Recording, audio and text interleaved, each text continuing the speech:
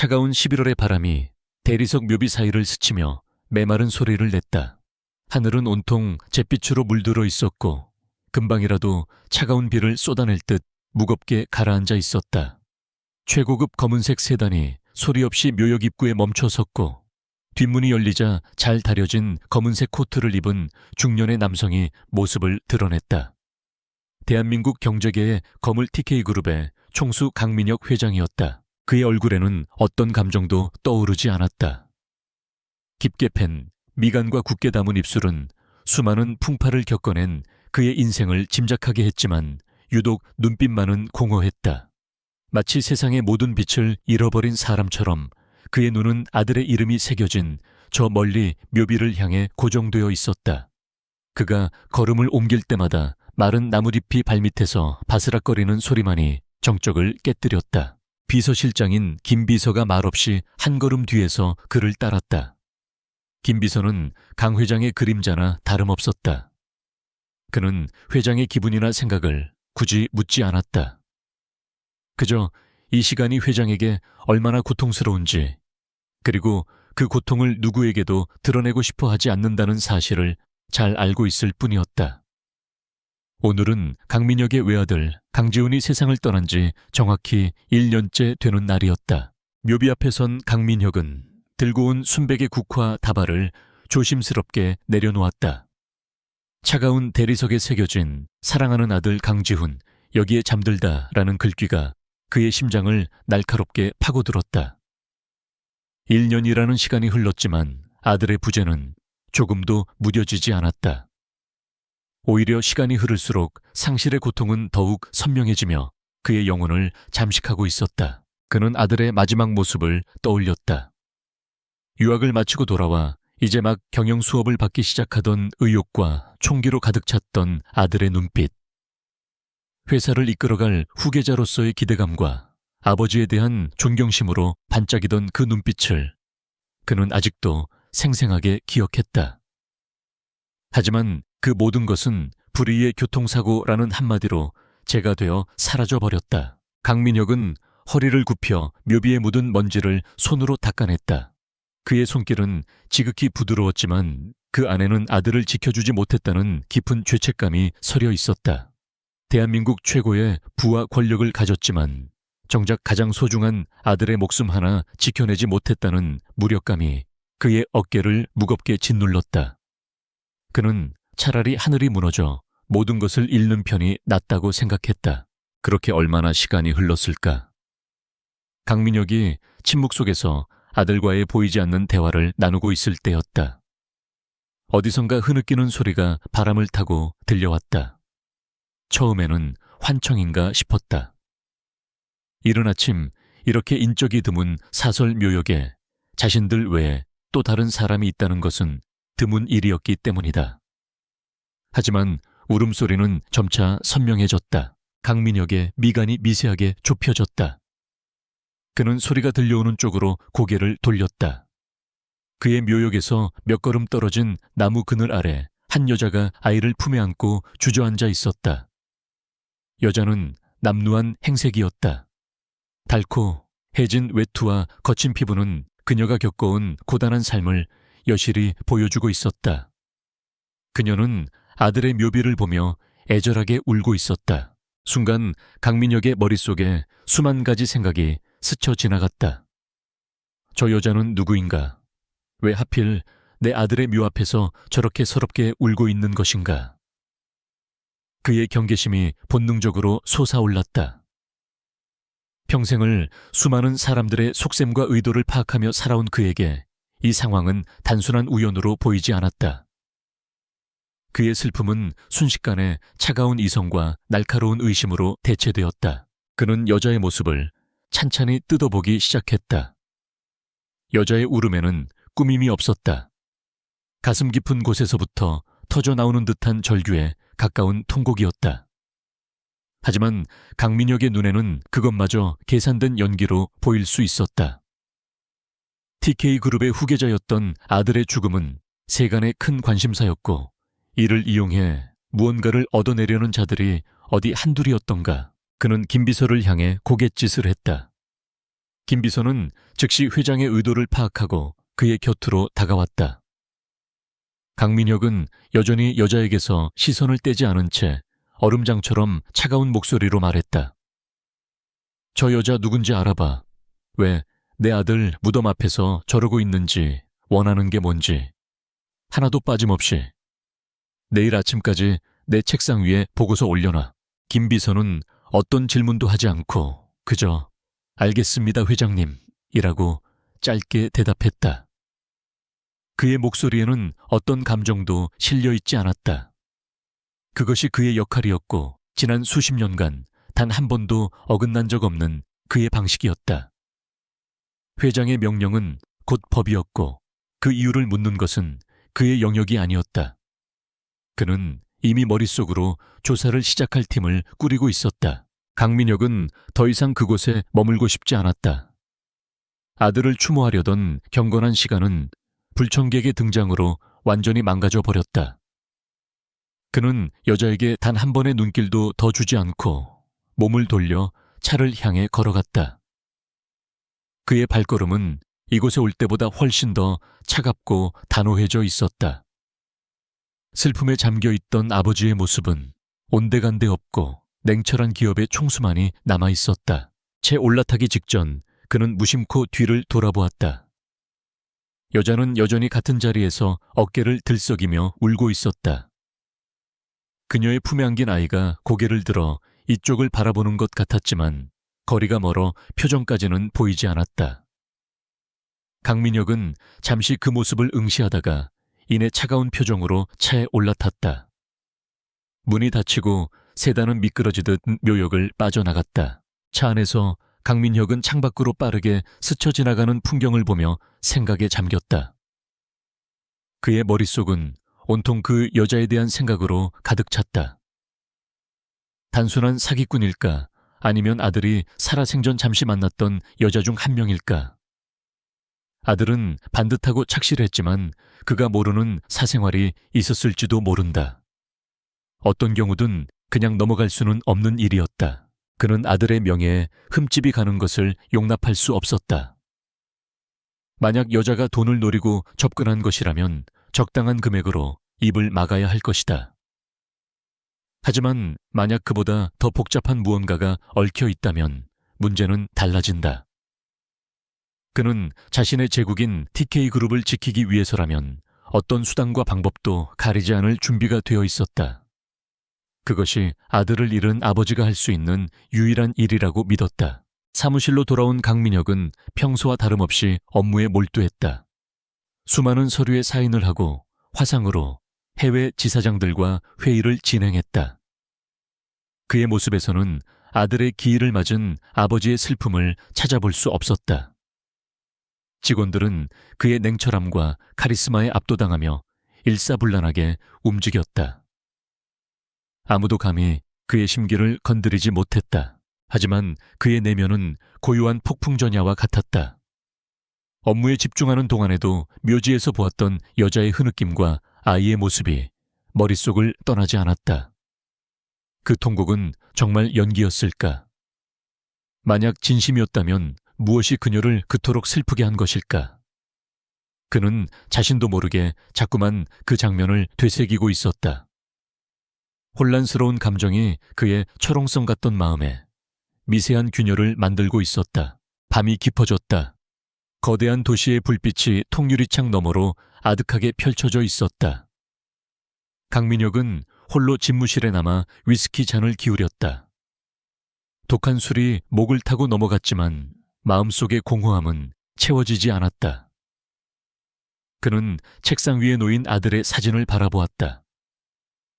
환하게 웃고 있는 사진 속 아들은 마치 아무 걱정도 없는 것처럼 보였다. 지훈아, 도대체 무슨 일이 있었던 거냐? 그는 나지막이 읊조렸다. 아들의 죽음 이후 그는 단 한 번도 아들의 죽음에 의문을 품지 않았다. 경찰은 빗길 과속으로 인한 단독 사고로 결론 내렸고 그는 그 사실을 받아들이려 애썼다. 하지만 오늘 나타난 그 여자로 인해 그의 마음속에 묻어두었던 작은 의심의 씨앗이 다시 고개를 들기 시작했다. 그는 김 비서의 보고를 기다리기로 했다. 모든 것은 보고서가 나온 뒤에 판단해도 늦지 않다. 그는 이성적으로 생각하려 애쓰며 남은 위스키를 단숨에 털어넣었다. 하지만 알 수 없는 불안감이 심장을 옥죄어 왔다. 묘지에서 본 그 여자의 눈물은 앞으로 그의 삶을 송두리째 뒤흔들 거대한 폭풍의 시작을 알리는 전조처럼 느껴졌다. 어둠이 짙게 깔린 도시의 밤은 그렇게 깊어가고 있었다. 다음 날 아침 동이 트기도 전 강민혁 회장은 TK그룹 본사 최상층에 위치한 자신의 집무실에 앉아 있었다. 밤새 거의 잠을 이루지 못했다. 넓은 통유리창 너머로 서울의 스카이라인이 서서히 잠에서 깨어나는 모습이 보였지만 그의 눈에는 들어오지 않았다. 그의 모든 신경은 오직 김 비서가 가져올 보고서 하나에 집중되어 있었다. 어젯밤 그는 위스키 몇 잔으로 억지로 잠을 청하려 했지만 소용없었다. 눈을 감으면 아들의 묘비 앞에서 울고 있던 여자의 모습이 어른거렸다. 그토록 처절하던 울음소리가 귓가에 맴돌며 그의 이성을 흔들었다. 평생을 감정에 휘둘리지 않고 철저한 계산과 논리로 살아온 그에게 어제의 일은 설명할 수 없는 혼란 그 자체였다. 그는 애써 마음을 다잡고 산더미처럼 쌓인 결제 서류를 검토하기 시작했다. 기계처럼 움직이는 그의 손과 달리 머릿속은 복잡한 상념으로 가득 차 있었다. 여자의 정체에 대한 온갖 가설들이 떠올랐다. 사라지기를 반복했다. 아들이 남긴 골칫거리일까 아니면 경쟁사가 심어놓은 덫일까 어느 쪽이든 그에게는 달갑지 않은 일이었다. 정확히 약속된 시각인 아침 8시 집무실 문을 두드리는 노크 소리가 들렸다. 들어와. 강민혁의 목소리는 평소와 다름없이 낮고 차분했다. 문이 열리고 김 비서가 소리 없이 들어와 그의 책상 앞으로 다가왔다. 그의 손에는 어떤 표식도 없는 얇은 서류 봉투 하나가 들려 있었다. 그는 군더더기 없는 동작으로 봉투를 책상 위에 올려놓았다. 요청하신 보고서입니다, 회장님. 김 비서는 용건만 간단히 말하고는 강민혁의 다음 지시를 기다리며 꼿꼿이 서 있었다. 그의 얼굴은 언제나처럼 무표정했다. 강민혁은 보고서를 바로 열어보지 않았다. 대신 김 비서를 지그시 바라보았다. 그의 눈빛은 상대의 속을 꿰뚫어 보는 듯 날카로웠다. 자네 생각은 어떤가? 김 비서는 잠시의 망설임도 없이 대답했다. 보고서에 모든 사실이 담겨 있습니다. 제 개인적인 견해는 불필요하다고 사료됩니다. 그것은 완벽한 정답이었다. 강민혁은 더 이상 묻지 않고 손짓으로 그를 물러나게 했다. 김 비서가 조용히 집무실을 나가고 문이 닫히자 강민혁은 마침내 봉투를 집어들었다. 봉투 안에는 10장 남짓한 보고서가 들어있었다. 그는 첫 장을 넘겼다. 여자의 증명사진과 함께 이서연이라는 이름이 적혀 있었다. 27살 고아원 출신. 최종 학력은 지방전문대 중퇴. 사진 속의 그녀는 묘지에서 봤을 때보다 훨씬 앳되어 보였지만 삶에 지친 기색이 역력했다. 그는 한 장 한 장 숨을 죽이며 보고서를 읽어 내려갔다. 보고서의 내용은 충격적일 정도로 평범했다. 이서연은 그야말로 밑바닥 인생을 살아온 여자였다. 고아원을 나온 뒤로 안 해본 아르바이트가 없었다. 식당 서빙 공장 생산직 편의점 야간 근무. 그녀의 계좌 거래 내역은 그녀의 고단한 삶을 증명하고 있었다. 월세와 공과금 그리고 최소한의 생활비를 제외하면 남는 것이 거의 없는 팍팍한 삶이었다. 강민혁이 예상했던 어떠한 의심스러운 정황도 발견되지 않았다. 그녀는 도박을 하지도 사치를 부리지도 않았다. 유흥업소 출입 기록은커녕 흔한 신용카드 한 장 없었다. 사기 전과나 주변인들과의 금전 문제도 전무했다. 보고서는 그녀를 성실하지만 극도로 가난한 미혼모라고 정의하고 있었다. 그의 머릿가죽이 뻣뻣해지는 느낌이 들었다. 그는 보고서의 다음 장으로 시선을 옮겼다. 아이에 대한 정보였다. 이름은 민준생 후 10개월. 그리고 출생신고서 4번에 적힌 부풀린 가해 공란이 그의 눈을 사로잡았다. 아이는 강지훈이 사망하고 약 2달 뒤에 태어났다. 시간상으로 아기가 맞아떨어지는 절묘한 타이밍이었다. 강민혁의 심장이 차갑게 내려앉았다. 보고서의 마지막 장에는 그녀의 거주지에 대한 정보가 담겨 있었다. 금방이라도 무너져 내릴 듯한 낡은 다세대 주택의 옥탑방. 사진 속의 옥탑방은 사람이 사는 곳이라고 하기에도 민망할 정도로 초라했다. 그는 자신의 아들이 이런 여자와 이런 곳과 연관되어 있을 수도 있다는 사실을 도저히 받아들일 수 없었다. 보고서를 다 읽은 강민혁은 서류를 책상 위에 내려놓고 깊은 생각에 잠겼다. 그의 예리한 분석력과 직관이 완전히 빗나간 순간이었다. 이서연은 사기꾼이 아니었다. 그렇다면 그녀의 눈물은 진짜였다는 말인가? 그녀는 진심으로 아들의 죽음을 슬퍼하고 있었다. 그렇다면 도대체 아들과 무슨 관계였기에 아이까지 낳아가며 저렇게 살고 있는 것인가? 그는 자리에서 일어나 창가로 걸어갔다. 복잡한 심경을 대변하듯 그의 머릿속은 뒤엉킨 실타래처럼 어지러웠다. 그는 아들 강지훈을 떠올렸다. 언제나 반듯하고 예의 바르던 아들. 아버지의 말이라면 한 번도 거역한 적 없었던 착한 아들이자 TK그룹의 완벽한 후계자. 그는 아들의 모든 것을 알고 있다고 자부해왔다. 하지만 보고서를 읽고 난 지금 그는 그 자신감이 얼마나 오만한 것이었는지 깨닫고 있었다. 아들에게는 그가 전혀 알지 못하는 또 다른 세상이 있었던 것이다. 가난한 여자와의 비밀스러운 만남, 그리고 자신의 핏줄일지도 모르는 아이의 존재까지. 그는 아들의 가장 중요한 부분을 놓치고 있었을지도 모른다는 생각에 이르자 참을 수 없는 자괴감이 밀려왔다. 문득 지훈이 죽기 몇 달 전의 일이 떠올랐다. 그날 저녁 그는 아들과 함께 집에서 저녁 식사를 하고 있었다. 중요한 해외 계약건을 성사시킨 그는 기분이 좋아 아들에게 경영에 대한 조언을 늘어놓고 있었다. 하지만 지훈은 평소와 달리 무언가 골똘히 생각에 잠겨 있었다. 그는 그런 아들의 태도가 마음에 들지 않았다. 무슨 다른 생각이라도 있는 거냐? 그의 물음에 지훈은 잠시 머뭇거리다가 입을 열었다. 아버지가 원하시는 대로 사는 게 정말 제 인생일까요? 그 말에 강민혁은 들고 있던 와인잔을 내려놓았다. 그는 아들의 갑작스러운 반항을 이해할 수 없었다. 그게 무슨 말이냐?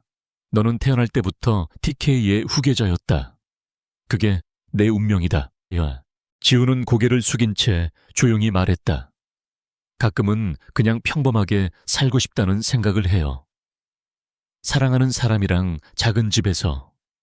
강민혁은 아들의 말을 가차없이 끊었다. 철없는 소리 집어치워라. 내 자리는 그런 하찮은 감상에 젖어 있을 자리가 아니다. 책임감을 가져라. 그는 아들의 눈에 스쳐 지나간 실망의 빛을 보았지만 대수롭지 않게 여겼다. 그때 아들이 말하려던 사랑하는 사람이 혹시 이서연은 아니었을까? 이제 와 돌이켜보니 그날 아들의 표정에는 체념과 슬픔이 뒤섞여 있었다. 아들은 그에게 도움을 청하고 싶었을지도 모른다. 아버지에게 자신의 사랑을 인정받고 평범한 행복을 꿈꿀 수 있도록 허락받고 싶었을지도 모른다. 하지만 그는 아버지로서 아들의 고뇌를 철저히 외면했다. 깊은 후회가 파도처럼 밀려왔다. 만약 그때 아들의 이야기를 조금만 더 들어주었더라면 무언가 달라졌을까? 아들이 그토 강민혁은 인터폰 수화기를 내려놓고 잠시 눈을 감았다. 보고서는 그의 이성을 마비시켰고 아들과의 마지막 대화는 그의 가슴을 후벼 팠다. 이제 더 이상 책상에 앉아 서류만으로 상황을 파악할 때가 아니었다. 그는 직접 진실과 마주해야 했다. 두 눈으로 직접 확인하고 두 귀로 직접 들어야만 했다. 그렇지 않으면 평생을 후회와 의심 속에서 살아갈 것만 같았다. 잠시 후 김 비서가 집무실로 들어섰다. 강민혁은 그에게 다가올 미래를 짐작조차 할 수 없다는 듯 평온한 얼굴로 지시를 내렸다. 차를 준비하게. 경호팀은 붙이지 말고 자네하고 나만 조용히 다녀올 곳이 있어. 그의 목소리에는 망설임이 없었다. 결정이 내려진 이상 그는 한치의 주저함도 없이 행동으로 옮기는 사람이었다. 김비서는 회장의 갑작스러운 외출 지시에 의아함을 느꼈지만 내색하지 않고 즉시 움직였다. TK그룹의 총수가 아무런 경호도 없이 사적인 외출을 하는 것은 극히 이례적인 일이었다. 하지만 그는 회장의 눈빛에서 그 누구도 거스를 수 없는 단호한 의지를 읽었다. 그는 그저 묵묵히 회장의 명령을 따를 뿐이었다. 회장 전용 엘리베이터를 타고 지하 주차장으로 내려가는 동안 강민혁은 아무 말도 하지 않았다. 그의 머릿속은 온통 이서연이라는 여자와 민준이라는 아이에 대한 생각으로 가득했다. 대한민국에서 가장 높은 빌딩 중 하나인 TK타워에서 가장 허름한 동네의 옥탑방으로 향하는 이 길은 마치 그가 평생 외면해왔던 아들의 또 다른 세계로 들어가는 관문처럼 느껴졌다. 차가 강남의 번화가를 벗어나자 풍경은 급격하게 달라졌다. 하늘을 찌를 듯한 마천루는 사라지고 낡고 낮은 건물들이 모습을 드러냈다. 잘 닦인 아스팔트 도로는 울퉁불퉁한 골목길로 변했다.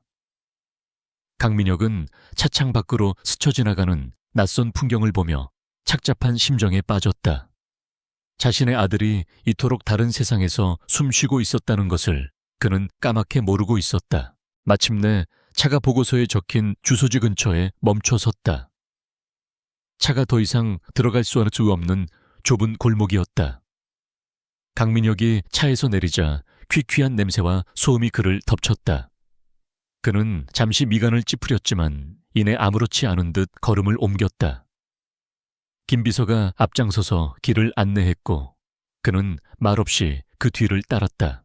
목적지인 낡은 다세대 주택 앞에 도착했을 때 강민혁은 잠시 걸음을 멈추고 건물을 올려다보았다.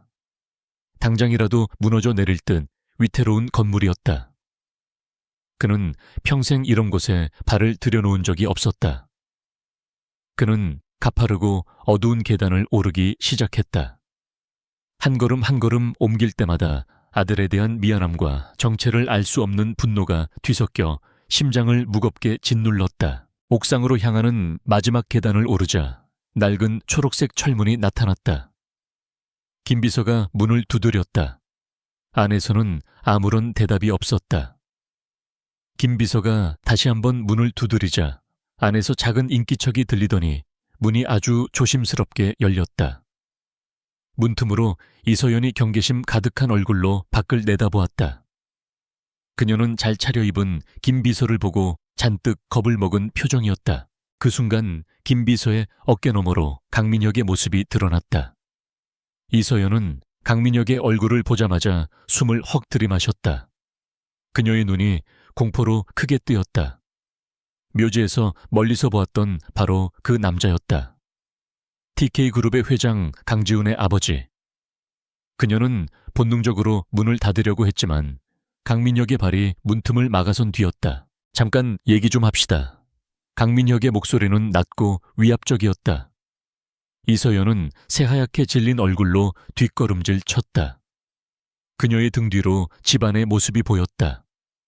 햇빛도 제대로 들지 않는 좁고 어두운 방. 온갖 낡은 살림살이들이 어지럽게 널려 있었다. 강민혁은 그곳에서 나는 가난의 냄새를 맡을 수 있었다. 강민혁은 거침없이 방 안으로 들어섰다.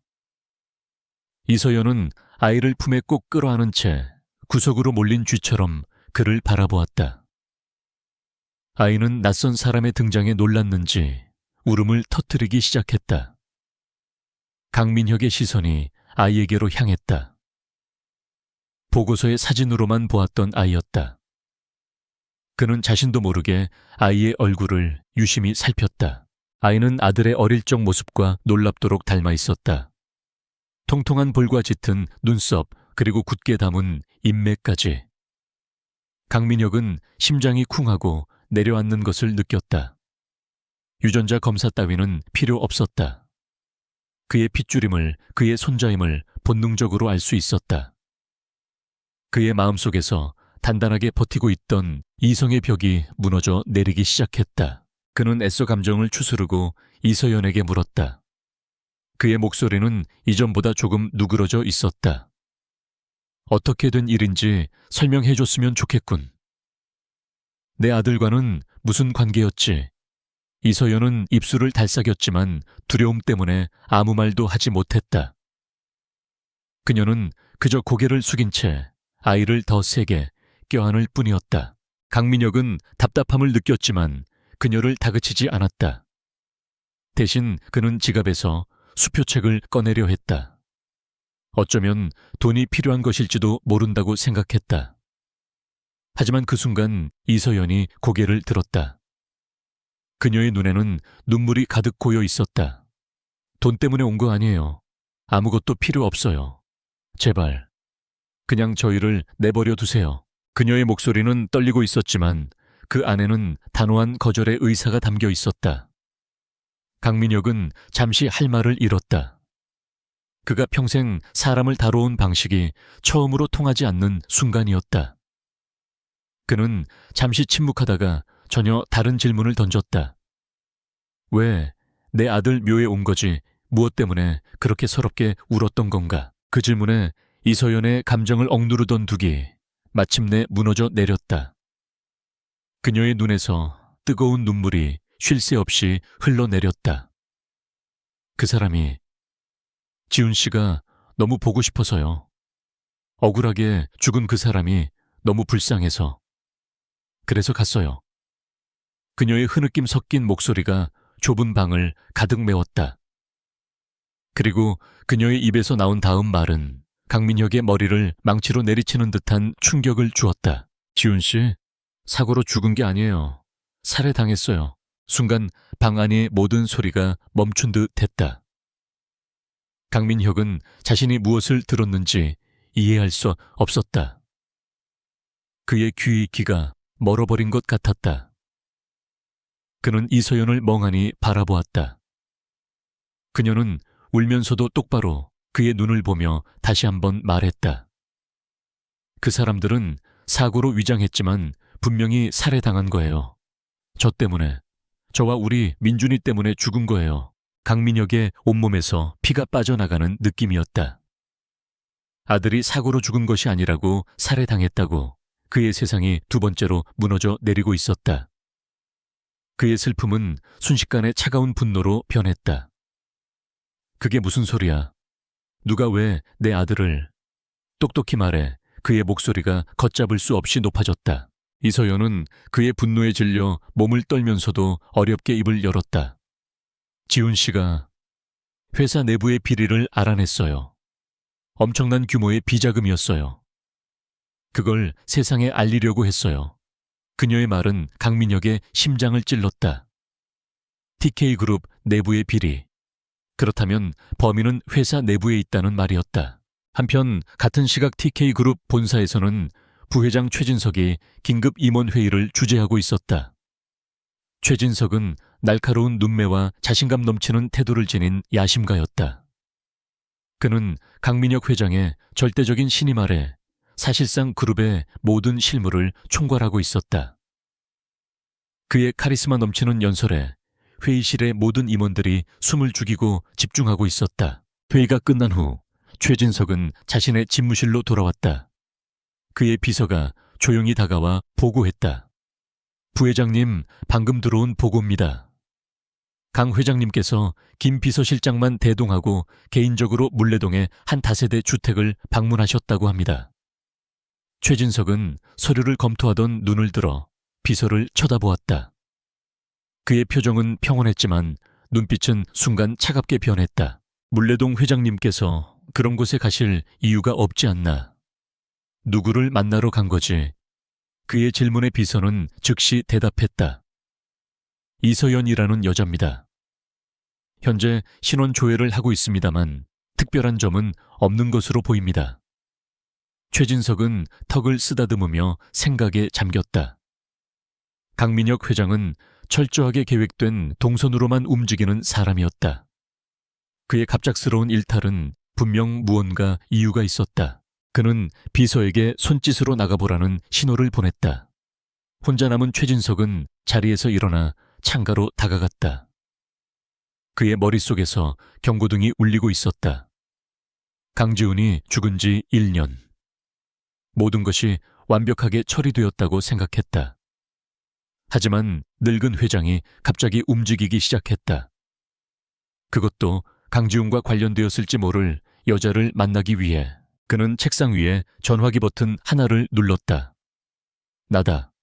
혹시 놓친 꼬리가 있는지 다시 한번 확인해봐.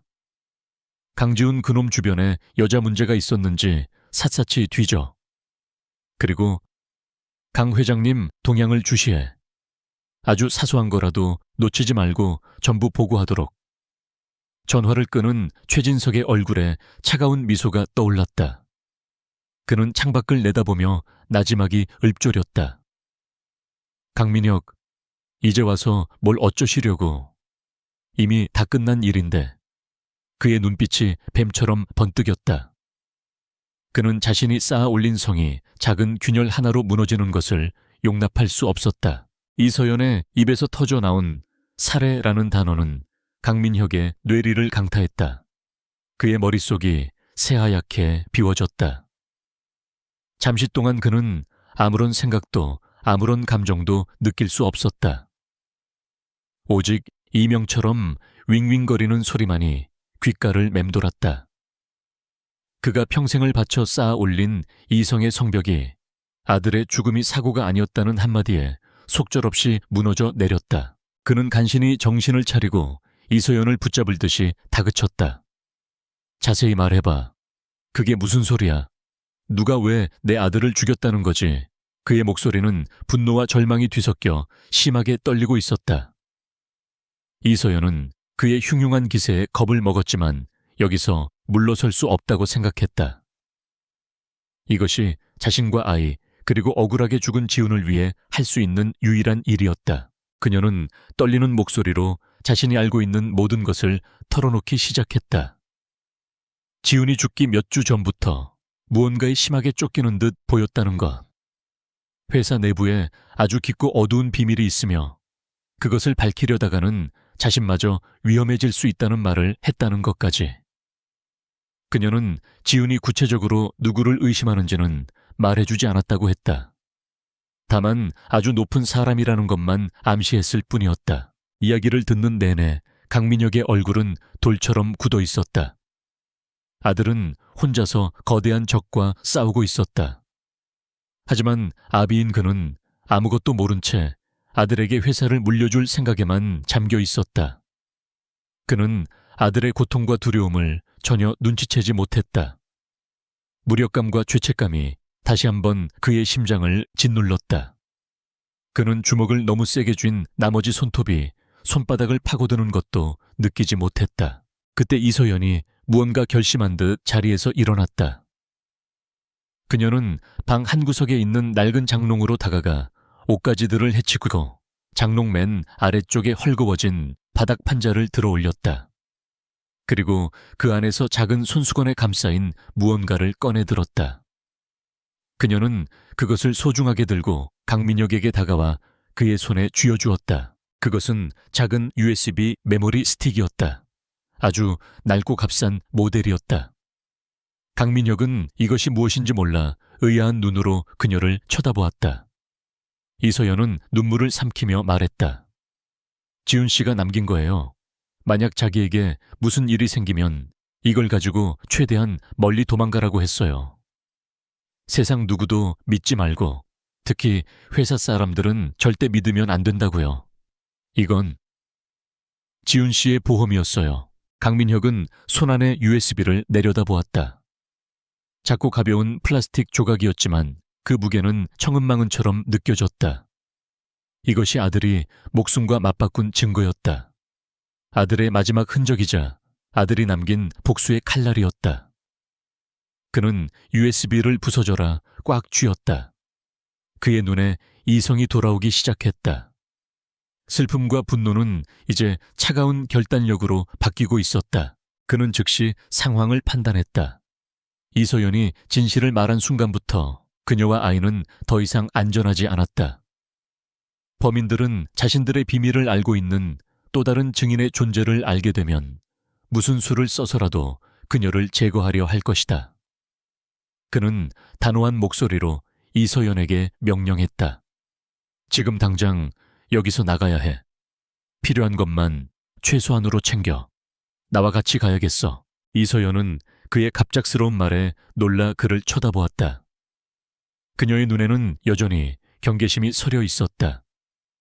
지우는 회사 사람을 아무도 믿지 말라고 했다.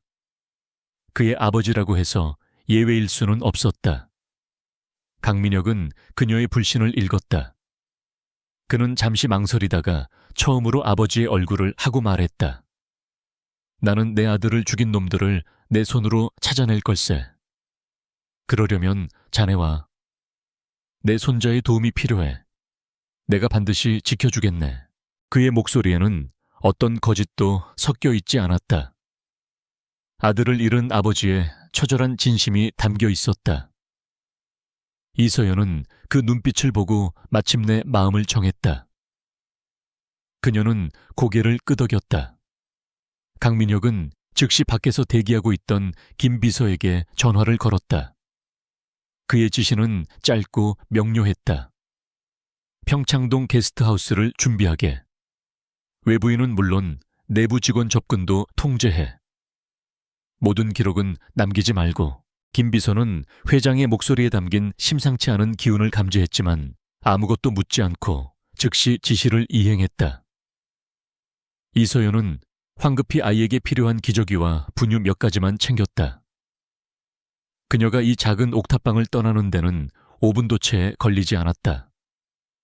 그들이 어두운 계단을 내려와 골목을 빠져나왔을 때 검은색 세단이 조용히 그들 앞에 멈춰 섰다. 차가 출발하자 이서연은 창밖으로 빠르게 멀어지는 자신의 집을 바라보았다. 비록 지독하게 가난하고 고단한 삶이었지만 그곳은 지훈과의 추억이 깃든 유일한 공간이었다. 그녀의 눈에서 다시 눈물이 흘렀다. 강민혁은 그런 그녀를 말없이 바라보다가 무심한 척 시선을 앞으로 돌렸다. 차 안에는 무거운 침묵만이 감돌았다. 얼마 지나지 않아 차는 높은 담벼락으로 둘러싸인 고급 주택가에 들어섰다.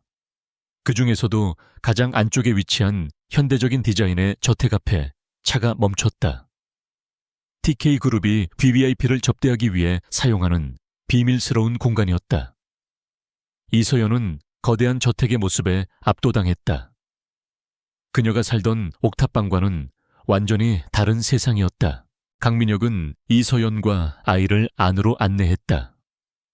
내부는 최고급 가구와 미술품으로 장식되어 있었지만 사람의 온기는 전혀 느껴지지 않았다. 마치 잘 꾸며진 감옥 같았다. 당분간 여기서 지내게. 필요한 모든 것은 김 비서가 처리해 줄 거야. 절대로 밖으로 나가거나 외부와 연락해서는 안 되네. 내 허락 없이는. 이서연은 고개를 끄덕였다. 강민혁은 아이를 잠시 내려다보았다. 아이는 낯선 환경에 불안한지 엄마의 옷자락을 꼭 붙들고 있었다. 강민혁은 아이의 머리를 쓰다듬어주고 싶었지만 차마 손을 뻗지 못했다. 그는 김 비서에게 뒤치를 맡기고 저택을 나섰다. 그에게는 더 급하게 확인해야 할 것이 있었다. 차로 돌아온 그는 김 비서에게서 보안이 완벽하게 설정된 노트북을 건네받았다. 그는 떨리는 손으로 이서연에게 받은 USB를 노트북에 꽂았다. 몇 개의 파일이 화면에 나타났다. 파일에는 암호가 걸려 있었다. 그는 잠시 생각에 잠겼다. 아들이 걸어놓았을 암호. 그는 문득 어릴 적 지훈이 키우던 강아지의 이름을 떠올렸다. 그는 키보드에 몽이라는 이름을 입력했다. 암호가 풀리면서 파일 목록이 열렸다. 그 안에는 여러 개의 엑셀 파일과 장부 사본 그리고 하나의 음성 파일이 있었다. 그는 먼저 엑셀 파일을 열었다. 화면 가득 복잡한 숫자와 계좌 번호들이 나타났다. 수십 개의 유령 회사를 통해 거액의 자금이 세탁되고 있는 정황이 고스란히 담겨 있었다. 그 규모는 상상을 초월했다. 마지막으로 그는 음성 파일을 클릭했다. 스피커에서 지지직거리는 소리와 함께 두 사람의 목소리가 흘러나왔다. 한 명은 분명 아들 지훈의 목소리였다. 그리고 다른 한 명의 목소리. 그 목소리를 듣는 순간 강민혁의 피가 거꾸로 솟았다. 그는 너무나도 익숙하게 들어온 자신이 가장 신뢰했던 그 목소리의 주인을 단번에 알아차렸다. 부회장 최진석이었다. 부회장님, 이건 명백한 횡령입니다. 아버지께서 아시면. 회장님은 아무것도 모르셔야 하네. 자네도 마찬가지야. 이건 자네가 감당할 수 있는 일이 아니야, 지훈군. 최진석의 목소리는 부드러웠지만 그 안에는 서늘한 위협이 담겨 있었다. 지금이라도 덮으면 자네는 계속 TK의 후계자로 남을 수 있어. 하지만 끝까지 고집을 부린다면 음성 파일은 거기서 끊겨 있었다. 하지만 강민혁에게는 더 이상의 증거는 필요 없었다. 배신감에 온몸이 부들부들 떨렸다. 자신이 동생처럼 아끼고 모든 것을 믿고 맡겼던 최진석이 아들을 죽음으로 몰아넣은 원흉이었다. 그의 눈에서 불꽃 같은 분노가 타올랐다. 그는 당장이라도 최진석의 목을 비틀어버리고 싶었지만 간신히 이성을 붙잡았다. 섣불리 움직여서는 안 된다. 이것은 전쟁이었다. 한편 최진석은 자신의 사무실에서 방금 전 보고받은 내용을 곱씹고 있었다. 강민혁이 만난 여자의 신상 정보가 그의 책상 위에 올라와 있었다. 이서연 27 미혼모. 그리고 그녀가 살던 옥탑방이 완전히 비워졌다는 사실까지. 최진석은 직감적으로 이 여자가 강지훈과 관련이 있다는 것을 알아차렸다. 그는 즉시 자신의 신복인 보안팀장을 호출했다. 그림자처럼 나타난 보안팀장에게 그는 싸늘하게 명령했다. 이서연이라는 여자를 찾아 아이와 함께 있을 거다. 우리가 가진 모든 정보망과 인력을 동원해 서울 바닥을 샅샅이 뒤져서라도 찾아내. 이건 부탁이 아니야 명령이다. 그 여자의 입을 열게 해서는 안 돼. 보안팀장은 말없이 고개를 숙이고 사무실을 나갔다. 최진석은 의자에 깊숙이 몸을 묻었다. 그는 강민혁이 무언가 알아차렸을 것이라고 확신했다. 하지만 그는 두렵지 않았다. 오히려 늙은 사자가 마지막 발악을 하는 모습이 흥미롭다는 생각마저 들었다. 그는 책상 위에 놓인 강민혁과 함께 찍은 사진을 보며 차갑게 웃었다. 조용한 전쟁의 서막이 올랐다. 며칠이 흘렀다. 강민혁은 평창동 안전가옥에 머무는 이서연과 아이의 안전을 최우선으로 확보하는 한편 겉으로는 평소와 다름없는 일상으로 돌아왔다. 하지만 그의 내면은 아들을 죽인 원수를 향한 복수심으로 들끓고 있었다. 그는 최진석의 숨통을 단번에 끊어놓을 수 있는 결정적인 증거를 찾기 전까지는 결코 자신의 속내를 드러내지 않기로 결심했다. 전쟁은 TK그룹의 심장부 임원 회의실에서 조용히 시작되었다. 매주 월요일 아침에 열리는 정기 임원 회의 시간. 평소라면 최진석 부회장이 주도하는 회의를 묵묵히 지켜보기만 하던 강민혁이 처음으로 침묵을 깼다. 그날의 주요 안건은 최진석이 야심차게 추진하고 있는 동남아시아 리조트 개발 사업이었다. 최진석은 유창한 언변과 화려한 프레젠테이션으로 프로젝트의 장밋빛 미래를 제시했다. 막대한 수익이 예상되는 이 프로젝트에 대해 이의를 제기하는 임원은 아무도 없었다. 모두가 최진석의 능력에 감탄하며 고개를 끄덕일 뿐이었다. 프로젝트 승인이 거의 확실시되던 바로 그 순간 상석에 앉아있던 강민혁이 나지막이 입을 열었다. 최 부회장. 그의 목소리는 나직했지만 회의실 전체를 얼어붙게 할 만큼의 무게가 실려 있었다. 모든 임원들의 시선이 강민혁에게로 쏠렸다. 최진석은 잠시 당황한 기색을 보였지만 이내 평소에 자신감 넘치는 미소를 되찾았다. 예, 회장님. 하실 말씀이라도 있으십니까? 강민혁은 최진석을 똑바로 응시하며 말했다. 프로젝트의 자금 조달 계획이 좀 불투명해 보이는군. 특히 현지 파트너사인 아시아나 개발이라는 곳, 재무 상태가 썩 좋지 않다는 보고를 받았는데 이런 부실한 회사와 손을 잡고 수천억 원 규모의 사업을 진행하는 건 리스크가 너무 크지 않나. 그의 지적은 너무나도 날카롭고 핵심을 찌르는 것이었다. 아들 지훈이 남긴 USB 파일에 바로 그 아시아나 개발이 최진석의 비자금을 세탁하는 유령 회사 중 하나라고 명시되어 있었다. 강민혁은 일부러 그 사실을 모르는 척 순수하게 경영상의 리스크를 지적하는 형태로 질문을 던졌다. 그는 최진석의 반응을 떠보고 싶었다. 최진석의 미소가 순간 굳어졌다. 그는 강민혁이 이토록 전곡을 찌를 것이라고는 예상하지 못했다. 하지만 그는 수많은 위기를 넘겨온 노련한 승부사였다. 그는 당황한 기색을 순식간에 감추고 여유롭게 대답했다. 회장님의 우려는 당연하십니다. 하지만 아시아나 개발은 현지 정관계에 막강한 영향력을 가진 회사입니다. 재무 상태는 일시적인 어려움일 뿐 저희 TK가 자금을 지원하면 충분히 정상화될 수 있습니다. 강민혁은 물러서지 않았다. 영향력만 믿고 사업을 하기엔 규모가 너무 커. 사업성 검토 보고서를 다시 제출하게. 내가 납득할 수 있는 수준으로. 이 프로젝트는 일단 보류하겠네. 그는 일방적으로 선언하고는 자리에서 일어났다. 회의실에는 싸늘한 정적만이 감돌았다. 누구도 감히 입을 열지 못했다. 최진석은 굳은 얼굴로 자리에서 일어나는 강민혁의 뒷모습을 노려보았다. 회의가 끝나고 자신의 집무실로 돌아온 최진석은 분노를 참지 못하고 책상 위에 서류를 집어 던졌다. 강민혁의 공격은 단순한 경영 판단이 아니었다. 그것은 명백한 선전포고였다.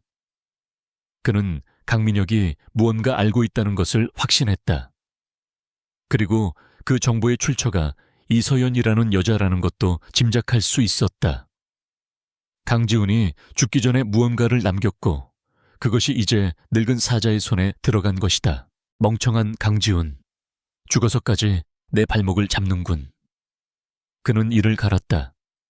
이대로 강민혁이 계속해서 자신의 사업을 파고들게 내버려 둘 수는 없었다. 그가 수십 년에 걸쳐 쌓아 올린 비자금 왕국이 통째로 흔들릴 수도 있었다. 그는 강민혁에게 경고를 해야겠다고 마음먹었다. 당신이 건드리는 영역이 얼마나 위험한 곳인지 뼈저리게 느끼게 해줄 필요가 있었다. 그는 즉시 신복에게 전화를 걸었다. 그의 목소리는 얼음처럼 차가웠다. 메시지를 하나 전달해야겠다. 절대로 사람은 다치게 하지 마. 하지만 회장님이 충분히 위협을 느낄 만한 수준으로. 김 비서실장이 매일 그 여자가 있는 곳으로 물품을 조달하고 있을 거다. 그 동선을 이용해 그는 수화기를 내려놓고 창밖을 바라보았다. 그의 눈에는 잔인한 빛이 감돌고 있었다. 그날 오후 김 비서는 평창동 안전가옥에 필요한 물품을 싣고 직접 차를 몰고 있었다. 강민혁은 이서연과 관련된 모든 일을 다른 누구에게도 맡기지 않고 오직 김 비서에게만 일임했다. 그것이 가장 안전한 방법이라고 판단했기 때문이다. 김 비서는 백미러를 통해 뒤따르는 차량이 없는지 수시로 확인하며 조심스럽게 운전했다. 안전가옥으로 향하는 한적한 도로에 접어들었을 때였다. 맞은편에서 거대한 덤프트럭 한 대가 중앙선을 넘어 미친 듯이 그의 차를 향해 돌진해왔다. 김 비서는 순간적으로 핸들을 오른쪽으로 꺾었다.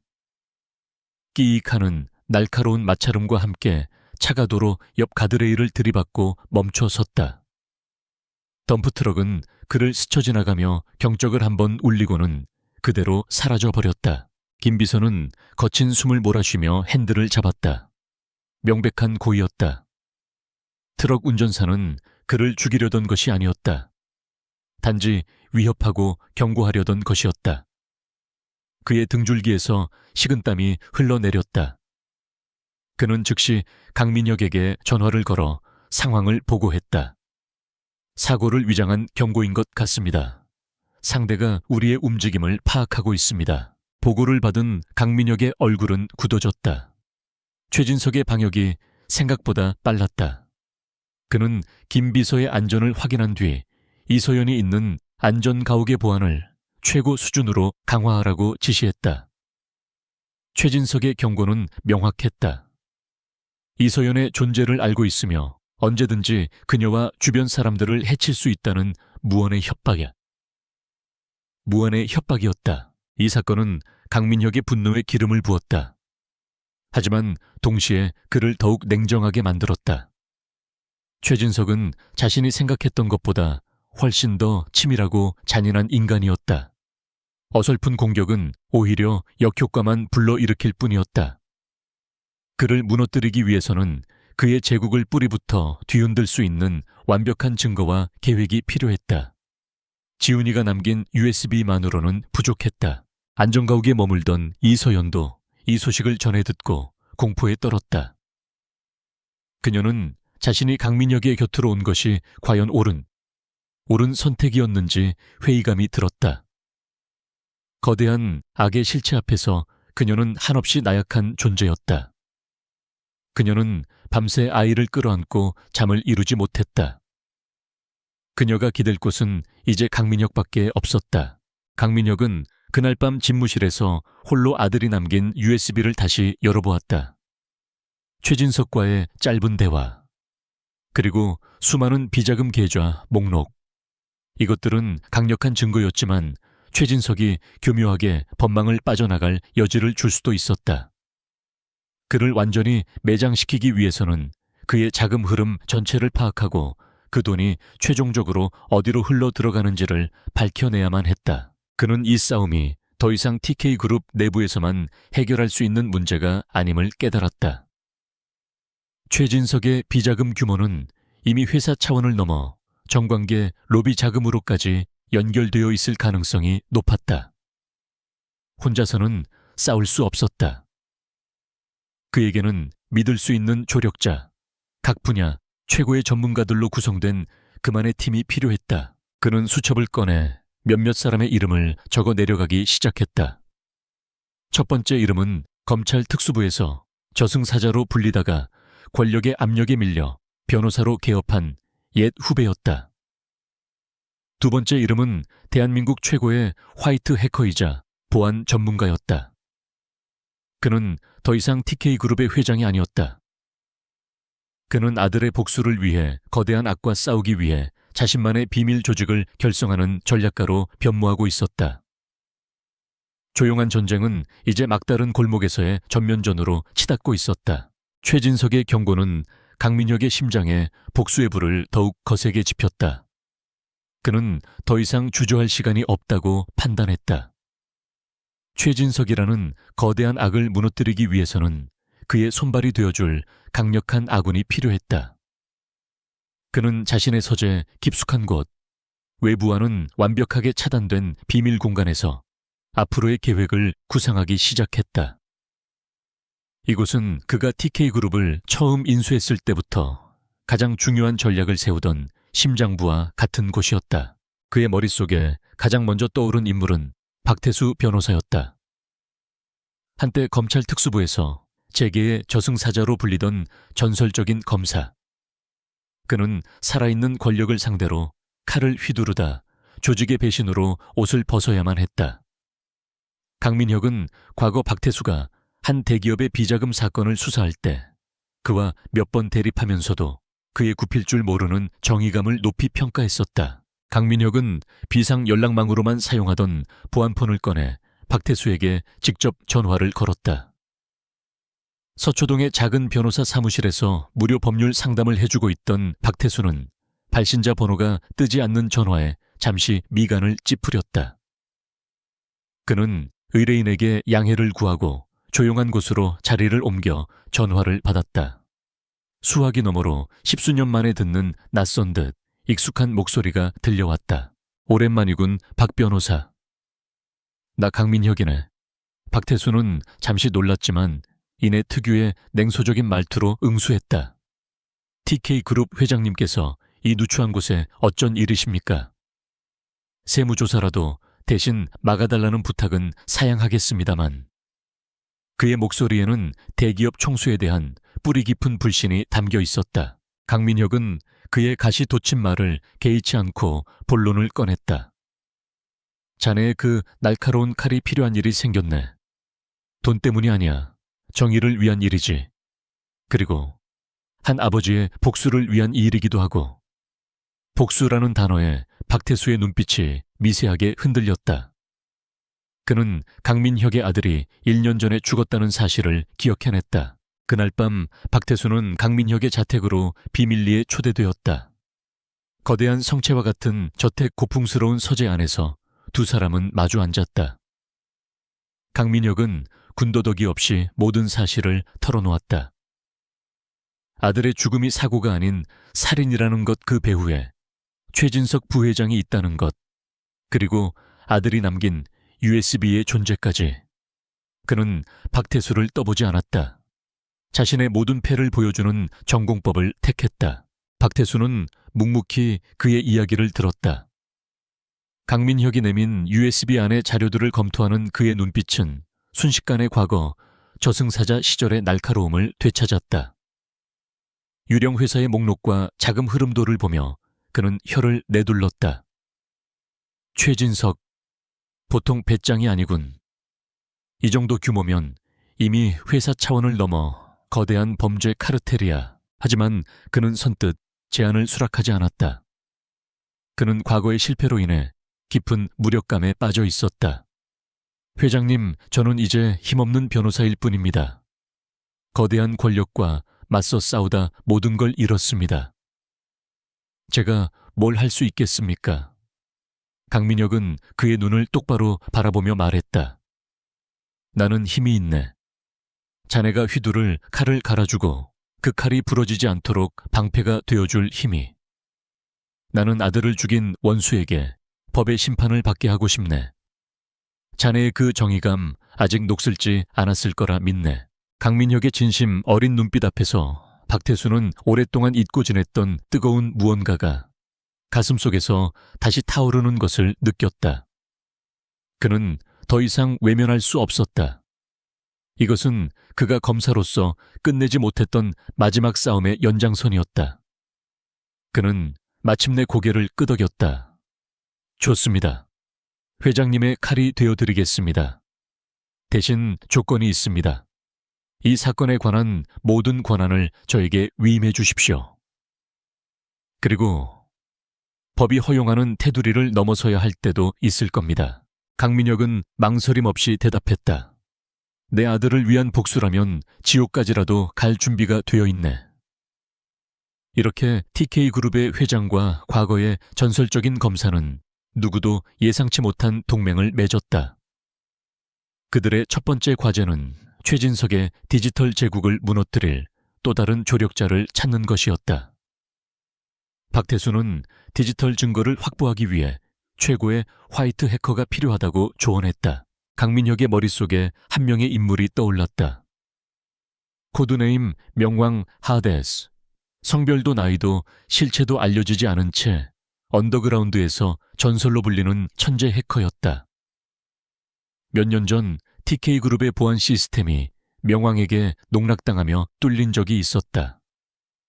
당시 그는 명왕을 처벌하는 대신 파격적인 조건으로 영입하려 했지만 거절당했던 쓰라린 기억이 있었다. 그는 모든 인맥을 동원해 명왕과의 접촉을 시도했다. 며칠 후 암호화된 이메일 한 통이 도착했다. 만나고 싶다면 당신 혼자 와라. 약속 장소는 홍대의 한 낡은 PC방 구석자리였다. 강민혁은 약속대로 김 비서도 대동하지 않은 채 평범한 옷차림으로 PC방을 찾았다. 시끄러운 게임 소음과 담배 연기 속에서 그를 기다리고 있던 명왕의 정체는 펑크 스타일의 옷을 입은 20대 초반의 젊은 여성이었다. 그녀의 이름은 안수진이었다. 그녀는 대한민국 재계서열 1위의 총수를 앞에 두고도 전혀 주눅들지 않았다. 오히려 삐딱한 자세로 앉아 껌을 씹으며 그를 훑어보았다. 재벌 회장님이 여긴 어쩐 일 해킹이라도 가르쳐달라고 온 건 아닐 테고. 그녀의 말투는 거침이 없었다. 강민혁은 그녀의 무례한 태도를 문제 삼지 않았다. 그는 그녀가 보통 내기가 아님을 한눈에 알아보았다. 그는 준비해온 태블릿 PC를 꺼내 지훈이 남긴 USB의 파일들을 그녀 앞에 보여주었다. 내 아들이 남긴 파일이다. 최진석 부회장의 비자금 내역이지. 하지만 이건 빙산의 일각일 뿐이야. 나는 최진석의 메인 서버에 접속해서 그의 모든 거래 내역을 확보하고 싶다. 안수진은 태블릿 화면을 들여다보았다. 그녀의 눈이 흥미롭다는 듯 반짝였다. 그녀는 기업들의 더러운 비자금이나 내부 비리를 파헤쳐 익명의 사이트에 폭로하는 것을 즐기는 학티비스트였다. 그녀에게 최진석의 서버는 최고의 사냥감이나 다름없었다. 이걸 나한테 맡기려는 이유가 뭐지? 당신네 회사에도 쟁쟁한 보안 전문가들이 널렸을 텐데. 그녀의 질문에 강민혁은 솔직하게 대답했다. 이건 공식적인 방법으로는 불가능한 일이다. 나는 법의 경계를 넘어서야 할 그림자 팀이 필요해. 그리고 이 일은 단순히 기업 비리를 파헤치는 게 아니야. 내 아들을 죽인 살인범을 잡는 일이기도 하다. 안수진은 잠시 생각에 잠겼다. 그녀는 돈이나 명예에는 관심이 없었다. 하지만 거대한 권력의 위선을 무너뜨리는 것에는 희열을 느꼈다. 그리고 아들을 잃은 아버지의 복수라는 말은 어쩐지 그녀의 마음을 움직였다. 그녀는 껌을 뱉고는 키보드를 두드리기 시작했다. 좋아. 조건이 있어. 이 일에 대한 모든 기술적인 판단은 내가 해. 그리고 확보된 데이터는 단순한 복수가 아니라 관련된 모든 부패한 권력을 단죄하는 데 사용되어야 해. 약속할 수 있나? 강민혁은 그녀의 당돌한 조건에 오히려 만족감을 느꼈다. 약속하지. 이렇게 재벌 총수 전직 검사 그리고 천재 해커로 이루어진 누구도 상상할 수 없는 비밀팀이 결성되었다. 그들은 강민혁의 서재에 다시 모여 첫 번째 작전 회의를 시작했다. 안수진은 USB에 담긴 데이터를 분석해 최진석의 서버가 스위스의 한 비밀 은행 서버를 통해 여러 단계의 우회 경로로 운영되고 있음을 밝혀냈다. 박태수는 드러난 유령 회사들의 자금 흐름을 보며 과거 자신이 수사했던 정치 비자금 사건과의 연결고리를 찾아냈다. 최진석의 범죄는 단순한 횡령을 넘어 정관계의 추악한 커넥션과 맞닿아 있었다. 강민혁은 자신의 기업 정보망을 이용해 그들의 분석을 뒷받침할 자료들을 제공했다. 그들은 마침내 반격의 계획을 세웠다.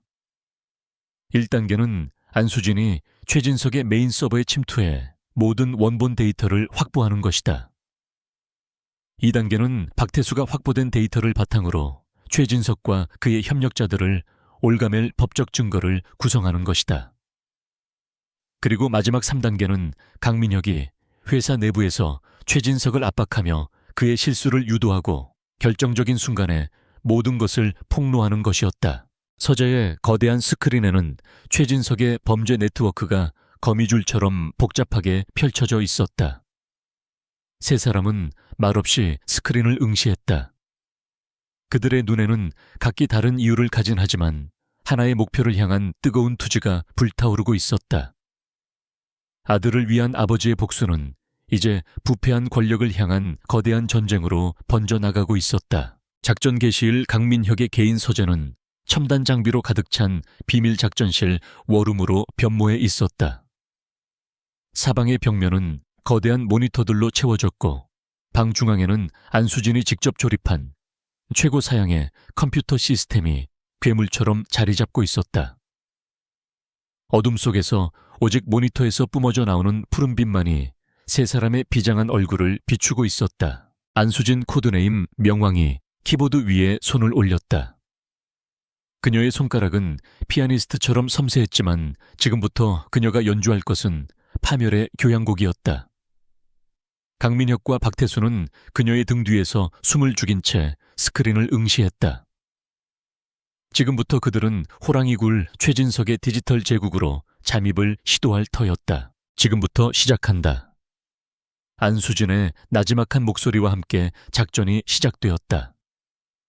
그녀의 손가락이 현란하게 움직이며 수백 줄의 코드를 입력했다. 첫 번째 단계는 자신의 위치를 숨기는 것이었다. 그녀는 전 세계에 흩어져 있는 수십 개의 가상 사설망과 프록시 서버를 경유하여 그 누구도 추적할 수 없는 유령의 통로를 만들어냈다. 그녀는 마치 미로 속을 헤쳐나가는 것처럼 최진석의 네트워크 외곽을 맴돌았다. 정면으로 들어가는 건 자살 행위야.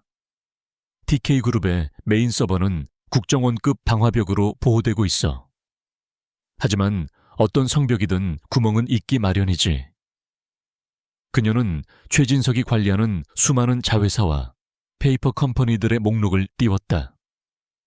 그녀의 목표는 가장 약해 보이는 성벽의 한 귀퉁이였다. 몇 시간의 탐색 끝에 그녀는 스위스에 서버를 둔 한 작은 무역회사의 네트워크에서 미세한 취약점을 발견했다.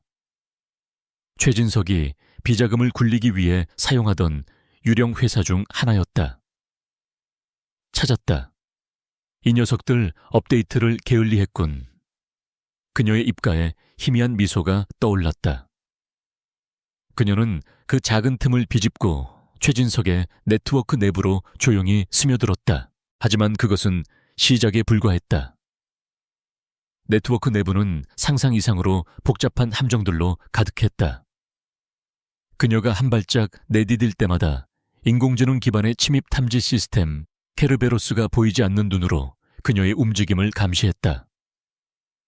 케르베로스는 정상적인 데이터 흐름과 미세하게 다른 모든 움직임을 포착하여 즉시 관리자에게 경고를 보내는 최첨단 보안 시스템이었다. 안수진은 케르베로스의 감시를 피하기 위해 마치 시스템의 일부인 것처럼 자신의 모든 흔적을 위장했다. 그녀는 숨막히는 긴장감 속에서 데이터의 바다를 유영했다. 박태수는 스크린에 나타나는 복잡한 방어 시스템의 구조를 보며 혀를 내둘렀다. 이건 단순한 보안이 아니야. 자신의 왕국을 지키려는 편집증 환자가 만든 요새 같군. 최진석의 개인 서버로 향하는 마지막 관문에 도달했을 때 가장 강력한 방어벽이 그들을 가로막았다.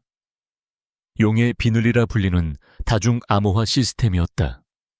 안수진의 키보드를 두드리는 속도가 절정에 달했다. 그녀의 이마에 땀방울이 맺혔다. 암호를 해독하려는 시도가 계속해서 실패하자 마침내 케르베로스가 그녀의 존재를 거의 감지하기 일보 직전까지 이르렀다. 경고등이 깜빡이며 카운트다운이 시작되었다. 10초 안에 흔적을 지우고 후퇴하지 않으면 그들의 위치가 발각될 수도 있는 절체절명의 순간이었다. 강민혁과 박태수는 마른 침을 삼켰다. 하지만 안수진은 포기하지 않았다. 그녀는 역으로 케르베로스 시스템에 대량의 가짜 데이터를 흘려보내는 논리 폭탄을 투척했다. 케르베로스가 갑작스러운 데이터 폭주에 혼란을 일으키며 잠시 기능이 마비된 사이 그녀는 마지막 암호 코드를 깨뜨리는데 성공했다.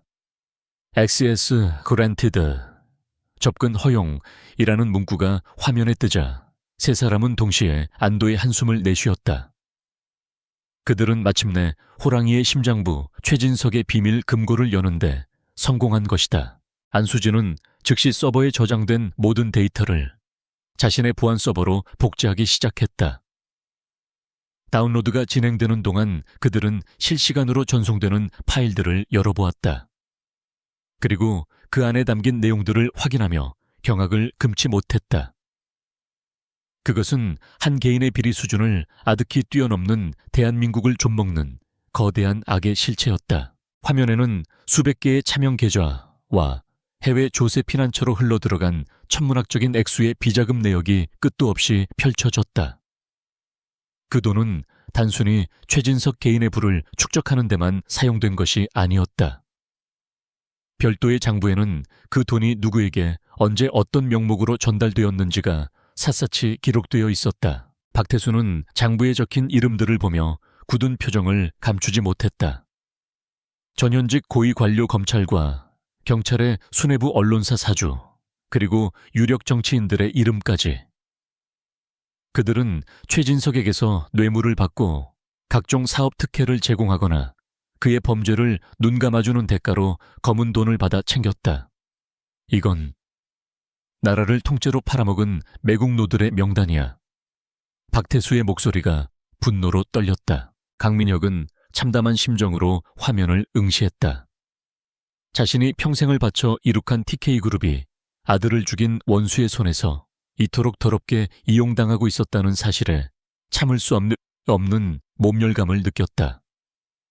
최진석은 회사를 넘어 국가 전체를 자신의 사금고로 만들고 있었던 것이다. 그리고 마침내 그들은 가장 끔찍한 진실과 마주했다. KAH라는 이니셜로 저장된 폴더. 강지훈.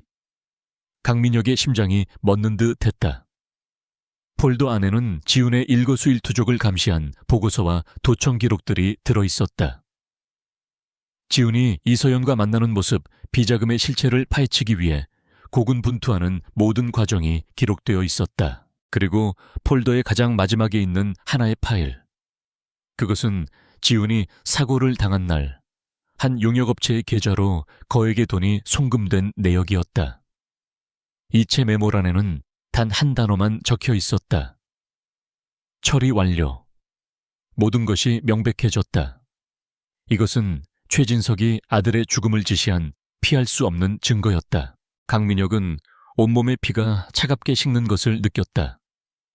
그는 아들이 죽은 대가로 지불된 정확한 액수를 자신의 눈으로 확인했다. 슬픔은 이미 그 강도를 넘어섰다. 그의 영혼 깊은 곳에서부터 모든 것을 파괴해버릴 듯한 차갑고 무거운 분노가 끓어오르기 시작했다. 그는 소리 없이 눈물을 흘렸다. 데이터 복제가 완료되자 안수진은 침투의 모든 흔적을 완벽하게 삭제했다. 이제 우리는 다시 유령이 됐어. 저쪽에서는 아무것도 눈치채지 못할 거야. 그녀의 목소리는 담담했지만 스크린에 비친 그녀의 얼굴 역시 충격으로 창백했다. 작전은 성공했지만 누구도 기뻐할 수 없었다. 워룸 안에는 무거운 침묵이 흘렀다. 그들이 발견한 진실의 무게가 세 사람의 어깨를 짓누르고 있었다. 한참 만에 박태수가 입을 열었다. 그의 목소리는 그 어느 때보다 진지했다. 회장님, 이건 단순히 최진석 한 명을 잡는다고 끝날 일이 아닙니다. 이 장부가 세상에 공개되면 대한민국이 발칵 뒤집힐 겁니다. 강민혁은 눈을 감았다. 아들의 복수는 이제 그만의 것이 아니었다. 이 나라의 썩어빠진 뿌리를 도려내야만 하는 거대한 싸움이 되어버렸다.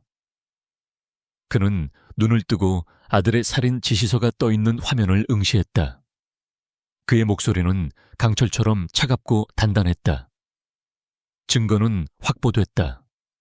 이제 호랑이를 잡을 덫을 만들 차례야. 그의 개인적인 복수극은 이제 부패한 권력과의 전면전을 향한 서곡을 울리고 있었다. 최진석의 범죄 제국에 대한 모든 정보를 손에 넣었지만 강민혁의 워룸은 축제 분위기와는 거리가 멀었다. 오히려 팽팽한 긴장감만이 감돌았다. 그들이 확보한 증거는 세상을 뒤집을 만큼 강력한 핵폭탄이었지만 섣불리 터뜨렸다가는 그 파편에 자신들마저 휘말릴 수 있었다. 최진석의 뿌리는 생각보다 훨씬 깊고 넓게 퍼져 있었다.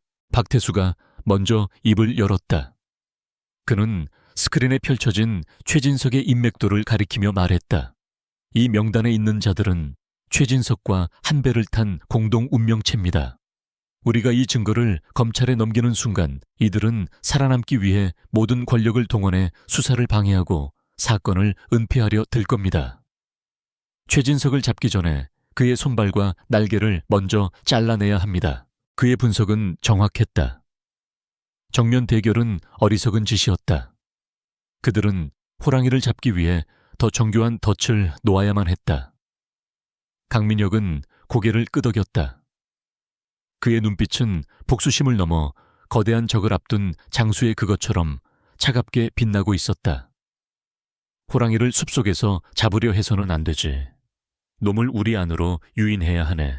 그들의 전략은 심리전이었다. 최진석을 직접 공격하는 대신 그의 제국을 지탱하는 인물들을 흔들어 내부로부터 붕괴를 유도하는 것이었다. 최진석의 가장 큰 무기가 돈과 권력으로 맺어진 신뢰라면 그들의 무기는 의심과 공포였다. 안수진이 그 첫 번째 화살을 쏠 저격수로 나섰다. 첫 번째 목표는 최진석의 비자금 일부를 관리하는 핵심 인물 중 하나인 윤상무였다. 그는 탐욕스럽지만 겁이 많은 인물로 알려져 있었다. 안수진은 윤상무에게 익명으로 이메일 한 통을 보냈다.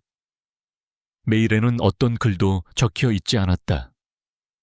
오직 그가 관리하던 차명 계좌에서 최진석에게 거액이 송금된 내역을 캡처한 이미지 파일 하나만 첨부되어 있었다. 자신의 사무실에서 이메일을 확인한 윤상무의 얼굴은 새하얗게 질렸다. 이 거래 내역은 오직 자신과 최진석 두 사람만이 아는 극비 중의 극비였다.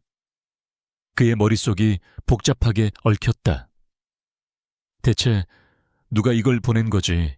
회장 쪽 사람인가? 아니면 검찰의 내사인가? 최악의 경우 최진석이 자신을 꼬리 자르기 위해 함정을 파는 것일지도 모른다는 의심까지 들었다. 동시에 안수진은 증권가 정보지에 익명으로 루머를 흘렸다. 윤상무가 담당하고 있는 해외 자회사의 재무 구조가 불안정하며 숨겨진 부실이 있다는 내용이었다. 루머는 순식간에 퍼져나갔고 해당 자회사의 주가는 소폭 하락하기 시작했다. 이것은 최진석의 제국에 가해진 첫 번째 균열이었다. 며칠 뒤 강민혁은 결정적인 한 수를 두었다. 그는 임원회의에서 아무런 예고 없이 그룹 전체에 대한 대대적인 외부 특별감사를 실시하겠다고 폭탄 선언을 했다. 글로벌 스탠더드에 맞는 투명 경영을 위해서라는 명분을 내세웠지만 그 말을 곧이곧대로 믿는 임원은 아무도 없었다. 특히 최진석의 라인에 있던 임원들의 얼굴은 사색이 되었다. 최진석은 속으로는 불벼락을 맞은 듯 했지만 겉으로는 태연하게 회장의 결정을 지지했다. 회장님의 뜻에 전적으로 동감합니다. 저희부터 솔선수범하여 감사에 성실히 임하겠습니다. 그의 완벽한 연기에 다른 임원들은 감탄했지만 강민혁은 그의 눈빛이 미세하게 흔들리는 것을 놓치지 않았다. 덫은 놓아졌고 호랑이는 불안해하기 시작했다. 강민혁은 회의가 끝난 뒤 복도에서 윤상무와 일부러 마주쳤다. 그는 겁에 질려 있는 윤상무의 어깨를 부드럽게 두드리며 말했다. 윤상무 요즘 안색이 안 좋아 보여. 건강이 최고야. 너무 무거운 짐을 혼자 지고 가려고 애쓰지 말게. 아무런 의미 없는 격려의 말이었지만 이미 극도의 불안에 시달리던 윤상무에게는 섬뜩한 경고처럼 들렸다. 무전지묘는 자신의 죄를 혼자라는 말은 꼬리 자르기를 당할 수 있다는 암시로 느껴졌다. 윤상무는 그 자리에서 다리가 풀리는 것을 간신히 참았다. 그는 곧장 최진석의 사무실로 달려갔다. 부회장님, 대체 어떻게 된 일입니까? 특별감사라니요. 회장님께서 무언가 알고 계신 게 분명합니다. 이메일은 또 뭡니까? 하지만 그가 최진석에게서 들은 것은 위로가 아닌 싸늘한 질책이었다.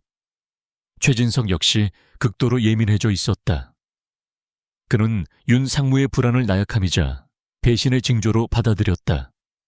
쓸데없는 소리 하지 마 자네 하나 때문에 모든 게 망가질 수 있어. 쥐 죽은 듯이 가만히 있어. 괜한 짓 하다가는 자네 목부터 날아갈 줄 알아. 최진석의 협박은 윤상무의 마지막 남은 충성심마저 끊어버렸다. 그는 이제 확신했다. 위기의 순간이 오면 최진석은 가차없이 자신을 버릴 것이다. 살기 위해서는 다른 줄을 잡아야만 했다. 공포는 그를 배신으로 이끌고 있었다. 강민혁의 심리전은 완벽하게 성공하고 있었다. 최진석의 주변 인물들은 하나둘씩 그에게서 거리를 두기 시작했다.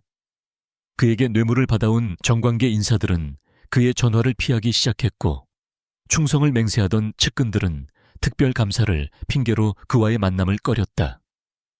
최진석은 순식간에 고립되어 갔다.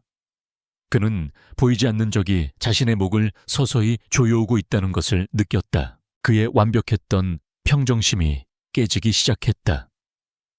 그는 사소한 일에도 신경질적으로 반응했고 부하 직원들을 거칠게 다그쳤다. 그의 사무실에서는 밤늦도록 불이 꺼지지 않았다. 그는 자신의 제국에 침입한 배신자를 색출하기 위해 혈안이 되었다. 그의 의심은 가장 가까운 곳에 있던 윤 상무에게로 향하고 있었다. 강민혁의 워룸에서는 이 모든 상황을 실시간으로 지켜보고 있었다. 안수진은 최진석과 그의 측근들 사이에 오가는 통신을 감청하며 그들의 관계에 균열이 생기고 있음을 보고했다. 박태수는 최진석이 심리적으로 무너지면서 노출하는 허점들을 날카롭게 분석했다. 그들은 최진석이 스스로 무덤을 파도록 차분하게 기다리고 있었다. 최진석은 마침내 치명적인 실수를 저질렀다. 그는 윤 상무가 모든 것을 폭로할지도 모른다는 불안감에 사로잡혀 그를 해외 지사로 좌천시키라는 인사를 단행했다. 사실상의 숙청이었다. 하지만 이것은 강민혁의 팀이 기다리던 결정적인 순간이었다. 벼랑 끝에 몰린 윤 상무에게는 더 이상 선택지가 남아있지 않았다. 박태수가 조용히 말했다. 때가 됐습니다. 윤 상무는 이제 우리가 손을 내밀면 뭐든지 잡을 겁니다. 그를 회유해서 최진석에 숨겨진 금고에 대한 증언을 확보해야 합니다. 강민혁은 고개를 끄덕였다. 호랑이를 잡기 위한 그물망이 마침내 완성되었다.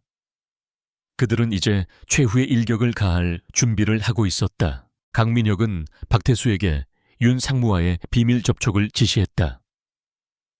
그의 얼굴에는 어떤 감정도 드러나지 않았지만 그의 눈에는 아들의 이름을 부르는 듯한 깊은 슬픔과 원수를 향한 서늘한 분노가 함께 서려 있었다. 길고 긴 심리전의 끝이 보이고 있었다. 이제 남은 것은 덫에 걸린 호랑이의 목에 비수를 꽂는 일뿐이었다. TK그룹의 정기 주주총회가 열리는 날, 컨벤션 홀은 수백 명의 주주와 투자자, 그리고 재계의 이목을 취재하려는 기자들로 인산인해를 이루었다. 행사의 주인공은 단연 최진석 부회장이었다. 그는 자신감 넘치는 미소로 사람들과 악수를 나누며 좌중을 압도했다. 최근 강민혁 회장이 단행한 특별감사는 별다른 소득 없이 끝났고 그가 추진하던 사업들도 모두 순조롭게 진행되고 있었다. 최진석은 이제 강민혁이 실권 없는 상징적인 존재로 전락했다고 믿었다. 아들을 잃은 슬픔에 판단력이 흐려진 늙은 사자일 뿐이라고. 그는 단상에 오를 준비를 하며 저 멀리 상석에 조용히 앉아있는 강민혁을 경멸과 동정이 뒤섞인 눈빛으로 쳐다보았다. 그는 오늘 이 자리에서 자신의 입지를 확고히 하고 사실상 TK그룹의 새로운 왕으로 등극할 참이었다. 주주총회는 최진석의 계획대로 흘러갔다. 뛰어난 실적 발표와 그룹의 미래에 대한 청사진이 제시될 때마다 주주들의 박수갈채가 쏟아졌다. 최진석은 연설을 마치고 자리로 돌아오며 승리를 확신했다. 이제 마지막 순서로 강민혁 회장의 폐회사만이 남아있었다. 모두가 형식적인 연설을 예상하며 지루한 표정을 짓고 있었다. 강민혁이 천천히 연단으로 걸어나갔다. 그는 평소보다 더 늙고 지쳐 보였다. 그는 마이크 앞에 서서 잠시 주주들을 둘러보았다. 그의 목소리는 나직하고 힘이 없었다. 오늘 이 자리에 참석해 주신 주주 여러분께 깊은 감사의 말씀을 드립니다. 지난 한 해 우리 TK그룹은 많은 어려움 속에서도 그는 평범한 인사말을 이어가다 갑자기 말을 멈췄다. 장내에 미묘한 정적이 흘렀다. 강민혁은 고개를 들어 정면을 응시했다. 그의 눈빛은 더 이상 힘없는 노인의 그것이 아니었다. 모든 것을 꿰뚫어 보는 듯한 서늘하고 날카로운 빛이 번뜩였다. 그의 목소리가 돌연 강철처럼 단단해졌다. 하지만 우리가 미래를 이야기하기 전에 반드시 청산하고 넘어가야 할 과거가 있습니다. 우리 그룹의 심장부를 썩어 들어가게 하는 거대한 부패의 종양을 오늘 이 자리에서 도려내고자 합니다. 장내가 술렁이기 시작했다. 최진석은 자리에서 벌떡 일어나 소리쳤다. 회장님, 지금 무슨 말씀을 하시는 겁니까? 여긴 그런 사적인 이야기를 하는 자리가 아닙니다. 강민혁은 그를 완전히 무시한 채 행사장 뒤편의 영사실을 향해 손짓했다. 첫 번째 파일을 재생해 주십시오. 그의 말이 떨어지기 무섭게 행사장 전면에 설치된 거대한 스크린이 켜졌다. 그리고 스피커를 통해 익숙한 두 사람의 목소리가 울려 퍼지기 시작했다. 바로 아들 강지훈과 최진석의 대화 내용이었다. 부회장님, 이건 명백한 횡령입니다. 자네가 감당할 수 있는 일이 아니야. 지훈군. 최진석이 아들을 협박하는 내용이 적나라하게 공개되자 장내는 충격으로 아수라장이 되었다. 최진석의 얼굴이 하얗게 질렸다. 거짓말이야. 저건 조작된 음성 파일이다. 당장 꺼게. 하지만 그의 외침은 곧이어 스크린에 나타난 영상에 묻혀버렸다.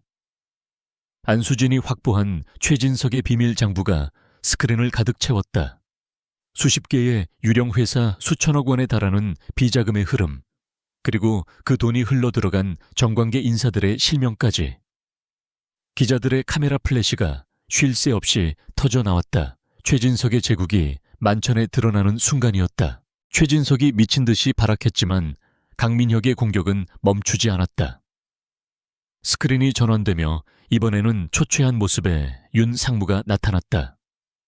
박태수에게 회유된 그가 모든 것을 자백하는 영상이었다.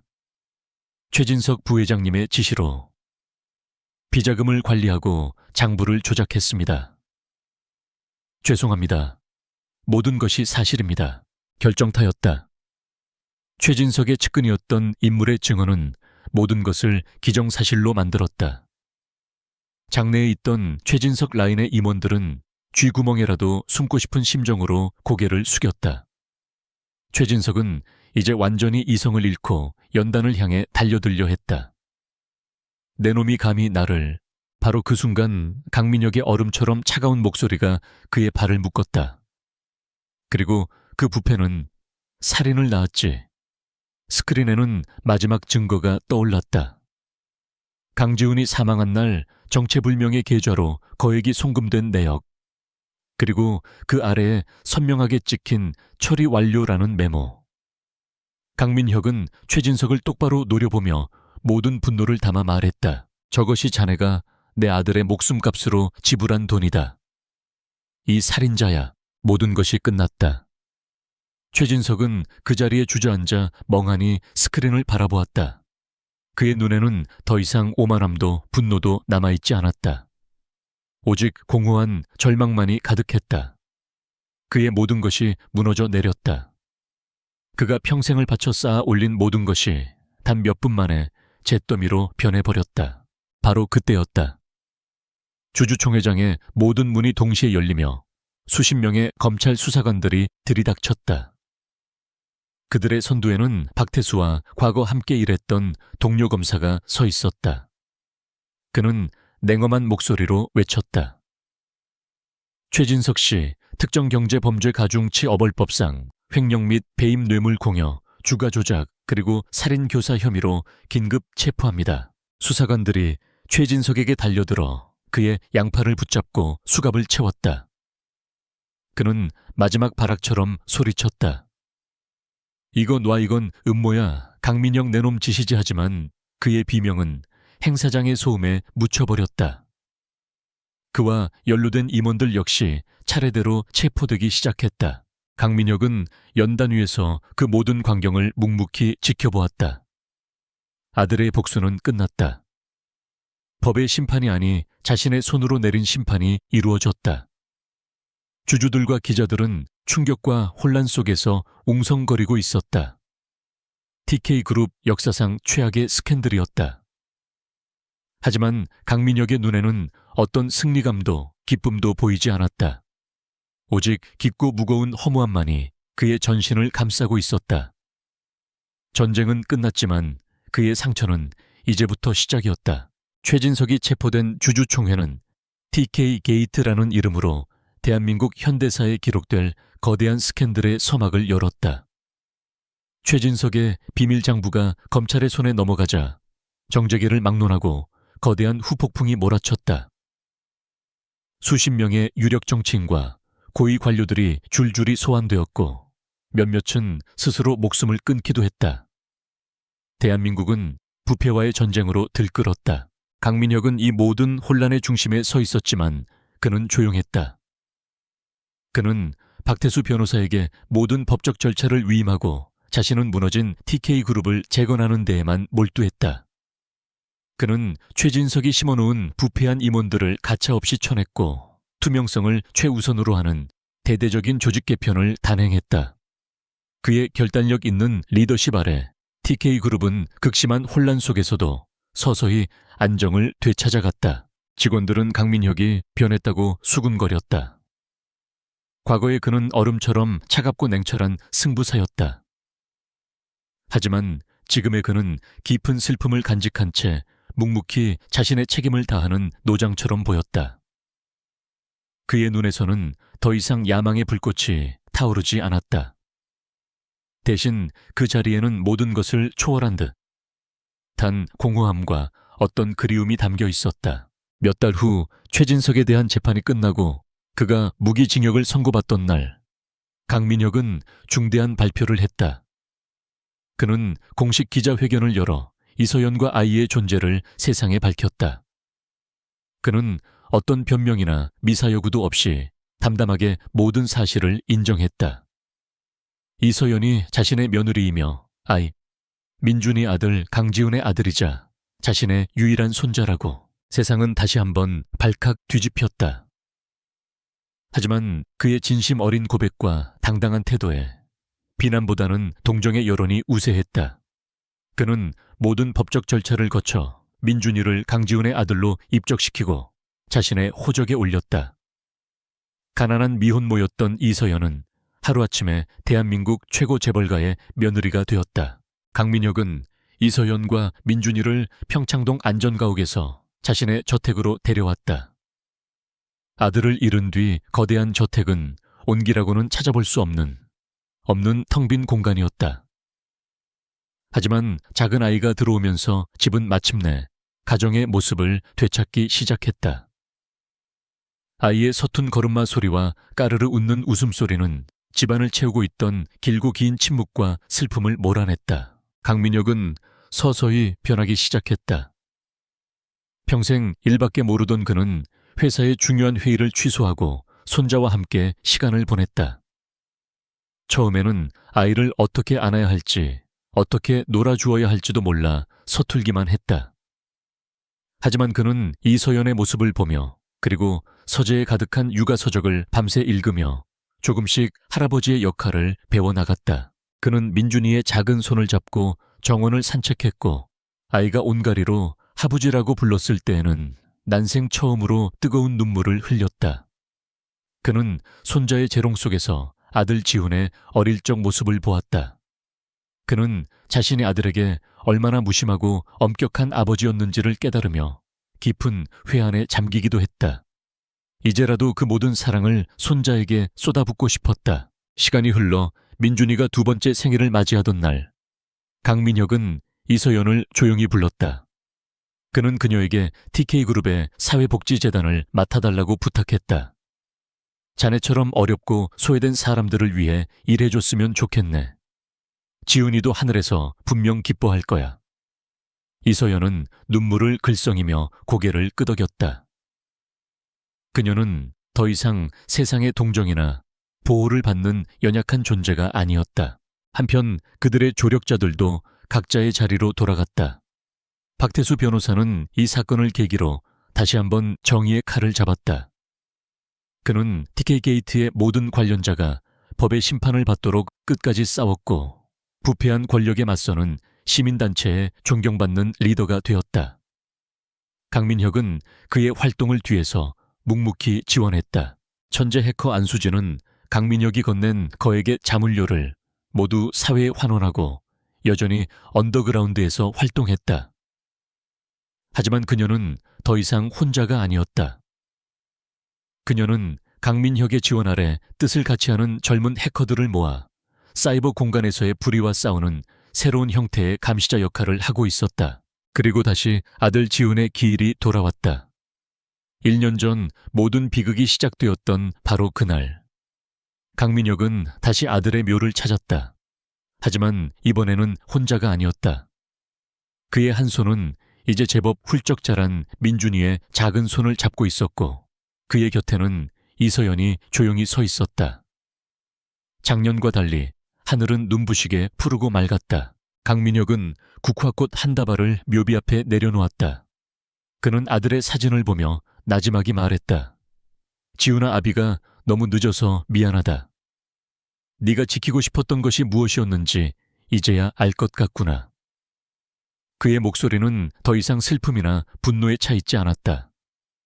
모든 것을 내려놓은 듯 평온하고 담담했다. 이제 아무 걱정하지 마라. 네가 사랑했던 사람들, 그리고 너의 아들은 이 아비가 목숨을 걸고 지킬 것이다. 그러니 부디 그곳에서는 편히 쉬어라.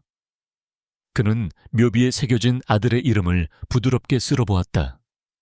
그때 그의 옷자락을 잡아당기며 민준이가 물었다. 아버지 누구야? 강민혁은 몸을 돌려 손자를 품에 안았다. 그는 묘비의 사진을 가리키며 말했다. 응, 우리 민준이 아빠란다. 아주 용감하고 멋진 사람이었어. 민준이는 아빠라는 말을 어렴풋이 알아들었는지 묘비를 향해 작은 손을 흔들었다. 그 모습을 보며 강민혁의 얼굴에 마침내 따뜻한 미소가 번졌다. 복수는 끝났지만 그의 삶은 끝나지 않았다. 그는 아들을 잃은 슬픔을 손자를 키우는 사랑으로 승화시키고 있었다. 그것이 아들이 그에게 남긴 마지막 숙제이자 그가 살아가야 할 새로운 이유였다. 푸른 하늘 아래 할아버지와 손자는 서로를 꼭 껴안고 있었다. 새로운 시작을 알리는 따스한 햇살이 그들을 부드럽게 감싸주고 있었다.